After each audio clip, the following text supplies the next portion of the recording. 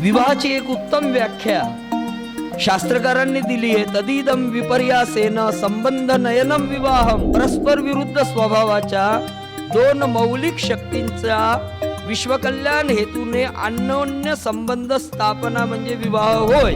आता या विवाहाच्या अनेक पद्धती शास्त्रात आहे. असुर विवाह, राक्षस विवाह, पळवून न्यायची, रावणाने जसं नेलं होतं तसं, बलात्कार करायचा, पिशाच्य विवाह, यज्ञामध्ये दान द्यायची, अनेक आहेत. पण आता आपण तसं काही करत नाही. एक गंधर्व विवाह शिल्लक आहे. फक्त देवळात न जाता रजिस्ट्रार हाच देव झालाय हल्ली, त्याच्या समोर जाऊन माळा घालतात, झाला गंधर्व विवाह.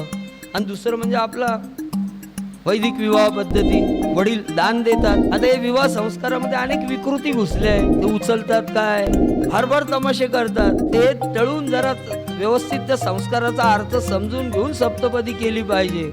आणि हे ज्योतिषांनी आग्रहपूर्वक सांगितलं पाहिजे, म्हणजे त्या संस्काराला खरा अर्थ प्राप्त होईल.